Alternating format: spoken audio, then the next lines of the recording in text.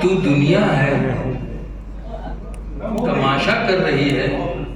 तू दुनिया है, तू दुनिया है, तमाशा कर रही है। उधर जाना, इधर क्या कर रही है? तू दुनिया है, तमाशा कर रही है। इधर जाना, उधर जाना, इधर क्या कर रहे हैं? इधर क्या कर रही है? आज के माहौल को गजल बनाना और अपनी बात को कहने का सलीका अगर अल्लाह दे तो असर नहीं हुआ। एक शेर पेश करता हूँ। जी अता उधर जाना, इधर क्या कर रही है? इधर क्या कर रही है? जी तार भाई, ये लड़की नाम है जिसका मोहब्बत, अच्छा, ये लड़की नाम है जिसका मोहब्बत, ये लड़की नाम है जिसका मोहब्बत। मोहब्बत, ये अब दुनिया से पर्दा कर रही है।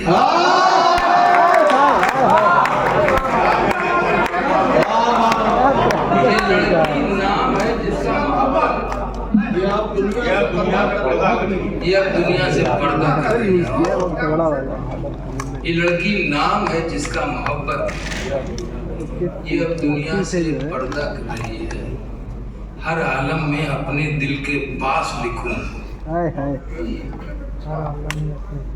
हिंदुस्तानी होने के नाते नहीं, मुसलमान होने के नाते नहीं, एक सभ्य और समझदार शायर की जिम्मेदारी निभाने की खातिर ये तमाम बातें हैं जो इसका ऐलान करना मुनासिब नहीं है। तो हम हैं और हमने वक्तन फवक्तन अपनी मोहब्बतों की वफादारियों की मिसालें पेश की हैं। हमें आप शक की नज़र से देखते हैं, मुझे हैरत होती है। बांध रखा है जहन में जो ख्याल, उसमें तरमीम क्यों नहीं करते? बेसबब उलझनों में रहते हो, उसको तस्लीम क्यों नहीं करते?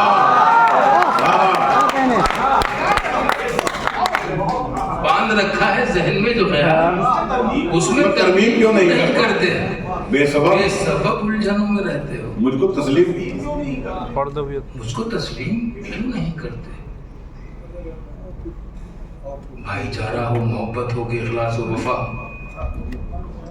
कोई भी बात हो, हर बात की हद होती है। वाह, तू ही पढ़ दे आगे यार।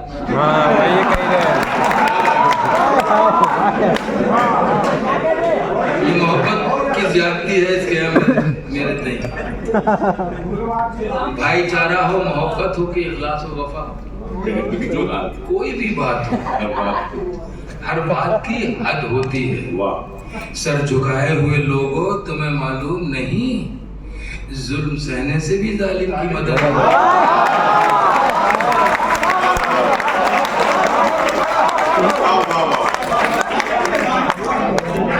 भाईचारा हो, मोहब्बत हो, भाईचारा हो, मोहब्बत हो, कि इखलास हो, वफा, कोई भी बात हो, हर बात की हद होती है। सर झुकाए हुए लोगों, तुम्हें मालूम नहीं, जुल्म सहने से भी जालिम की मदद, जुल्म सहने से भी जालिम की मदद होती है।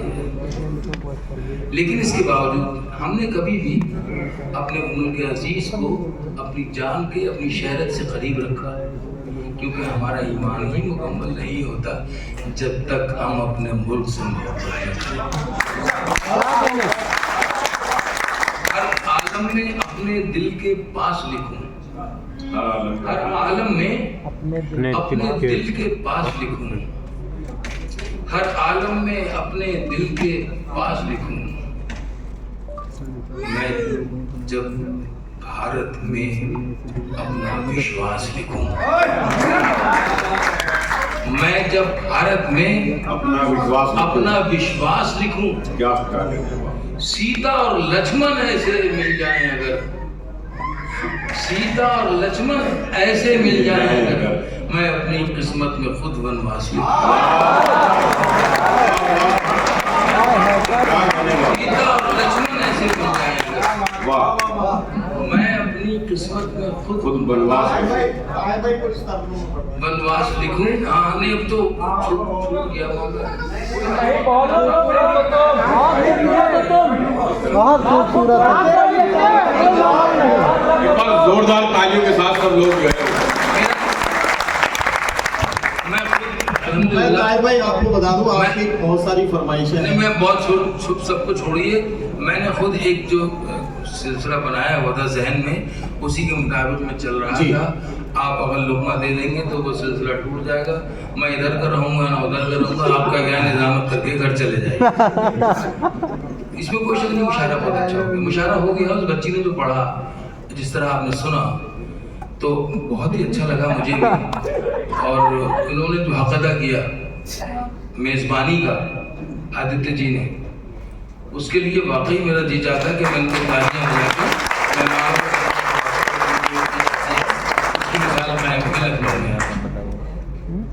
ठीक है ना। सीता और लक्ष्मण ऐसे मिल जाएं अगर, बोलिए बस 2-3 मिनट की बात है। सीता और लक्ष्मण ऐसे मिल जाएं अगर, मैं अपनी किस्मत में खुद बनवा। शेर सुनिए लखनऊ वालों कि जल्दी रेत की पेशानी को बोसा दूं, जलती रेत की पेशानी को बोसा दूं, दरियाओं के दिल में उतरकर प्यास लिखूं। जलती रेत की पेशानी को बोसा दूं, दरियाओं के दिल में उतरकर प्यास लिखूं, नहजे बलागा की तफसीर लिखूं ज़ैनब, नहजे बलागा की तफसीर लिखूं ज़ैनब, लफ्ज़े वफादारी की जगह अब्बास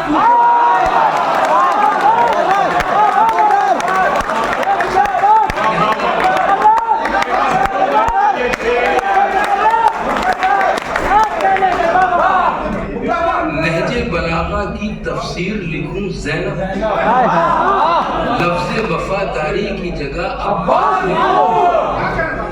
आखिरी शेर के शायर होकर भी कैसी मजबूरी है, खो जाएं अल्फाज अगर एहसास लिखूं। शायर होकर भी कैसी मजबूरी है, खो जाएं अल्फाज अगर एहसास लिखूं, जलती रेत की पेशानी को बोसा दूं, दरियाओं के दिल नहजे बलागा की तफसीर लिखूं ज़ैनब, लफ्ज़े वफादारी की जगह। अब मैं ज़्यादा, मुझे वक्त की कमी का एहसास है और आपके प्रोग्राम का भी एहसास है, मेरा मुझे खुद का भी एहसास है। मेरी भी ट्रेन अभी है 12:30 बजे, तो मुझे सिर्फ खिदमत ही करना है कि छोटा सा गीत है, छोटा सा गीत है जो मुझे लगता है कि आज मेरे मुल्क की उसको ज़रूरत है। अपनी जिम्मेदारियों को निभाने की गरज से जो संस्कृति जो हमें विरासत, साझा विरासत मिली है अपने बुजुर्गों से, उसको अब महसूस करते हुए, और सिर्फ महसूस ही करते हुए नहीं बल्कि जिम्मेदारी के साथ अपनी नई नस्ल तक ट्रांसफ़र करने की कोशिश में ये गीत मुझसे हुआ है। आप मुझे इजाज़त दें तो मैं ये गीत पढ़ना जरूर चाहूँगा। दिन वो भी क्या थे, दिन वो भी क्या थे जब हम मिलकर देश में रहते थे, दिन वो भी क्या थे जब हम मिलकर देश में रहते थे, दिन वो भी क्या थे जब हम मिलकर देश में रहते थे, अपनी मिट्टी की खुशबू के, अपनी मिट्टी की खुशबू के परिवेश में रहते थे, दिन वो भी क्या थे जब हम मिलकर देश में रहते थे, दादी की पहली रोटी जो गाय के नाम की होती, दादी की पहली रोटी जो गाय के नाम की होती, और अंतिम रोटी उनकी खाता था गली का मोती, और अंतिम रोटी उनकी खाता था गली का मोती, नंदू भी ठीक समय पर दरवाजे पर आता था, अपने हिस्से का खाना वो भी तो पा जाता था।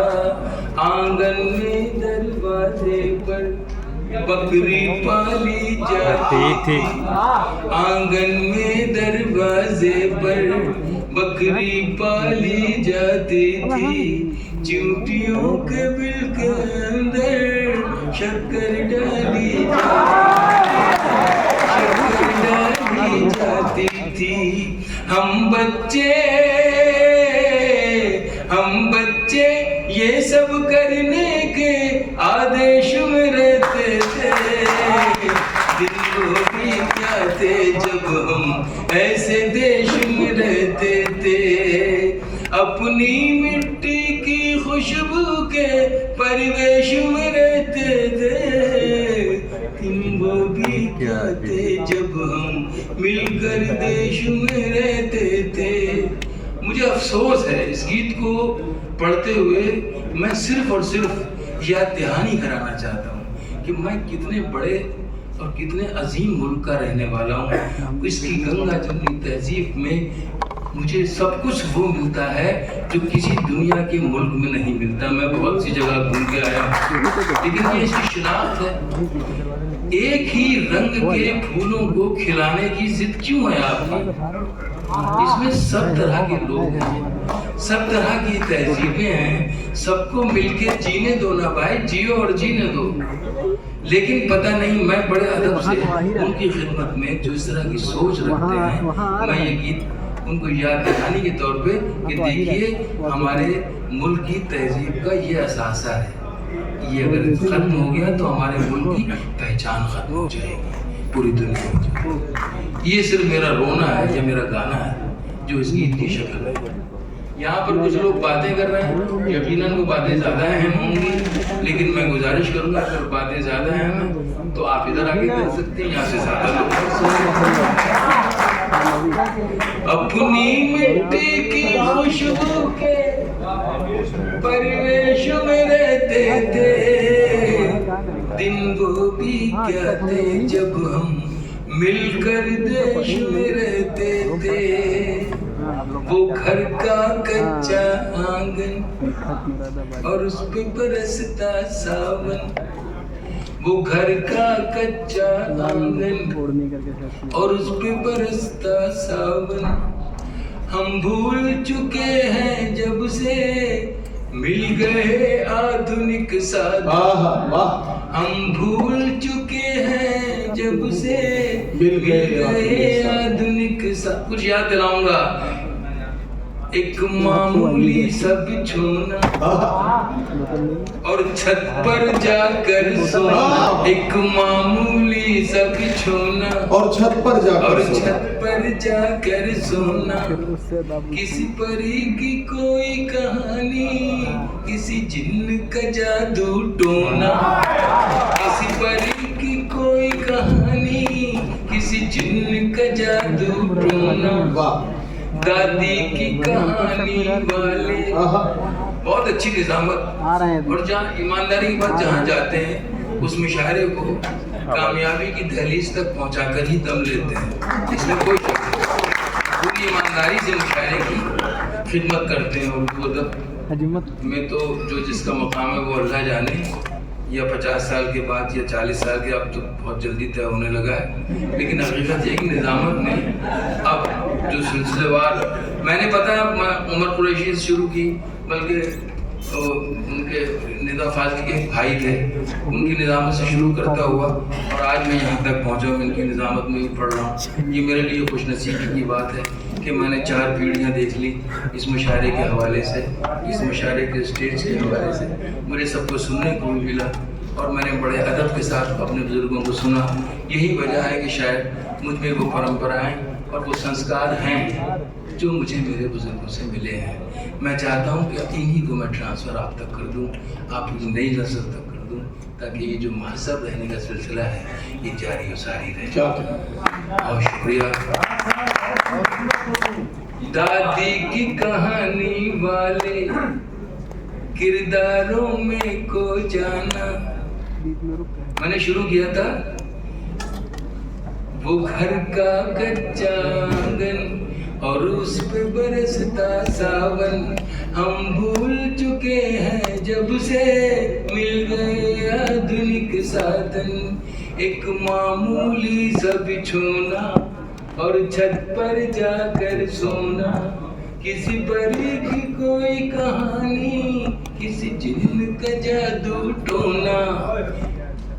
दादी की कहानी वाले किरदारों में खो जाना, दादी की कहानी वाले किरदारों में खो जाना।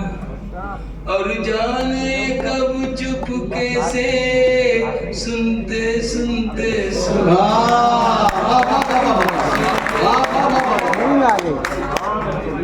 दादी की कहानी वाले किरदारों में खो जाना। और जाने कब चुपके से सुनते सुनते सो जाना, सुनते सुनते सो जाना। काफी आ रहा है लखनऊ वालों। अब जाने आगे क्या होगा, अब जाने आगे क्या होगा, पशु पेशु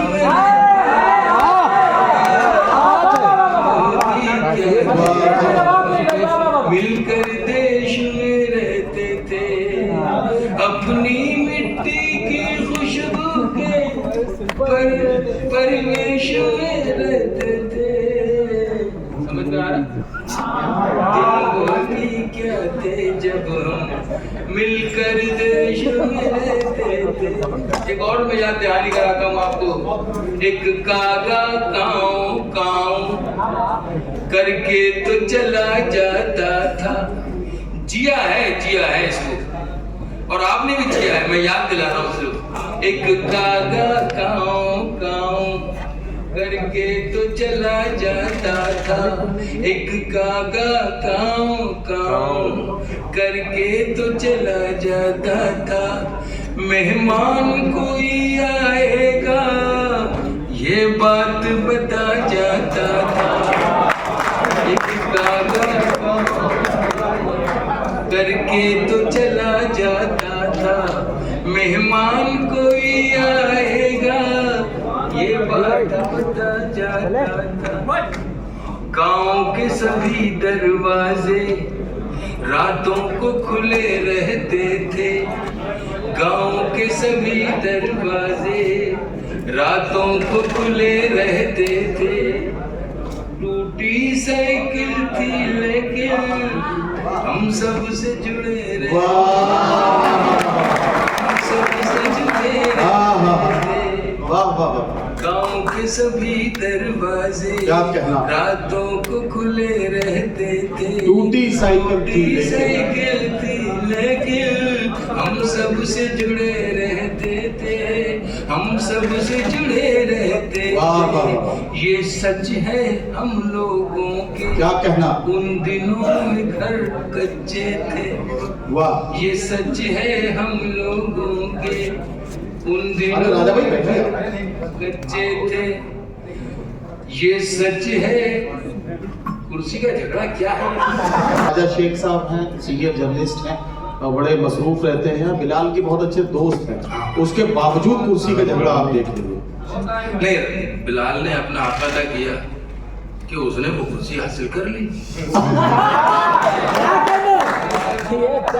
क्योंकि बिलाल शायर के साथ साथ एक नेता भी है। ये सच है हम लोगों के, उन दिनों में घर कच्चे थे। घर तो कच्चे थे लेकिन रिश्ते सारे पक्के, रिश्ते सारे पक्के थे। क्या कहना, ये सच है हम लोगों के, उन दिनों में घर कच्चे थे, घर कच्चे थे। घर तो कच्चे थे रिश्ते सारे पक्के थे, रिश्ते सारे पक्के। लाइन आ रही है। संत और साधु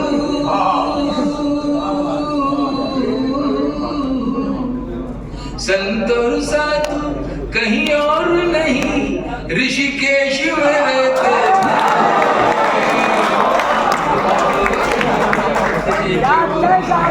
मिलकर देश में रहते थे, अपनी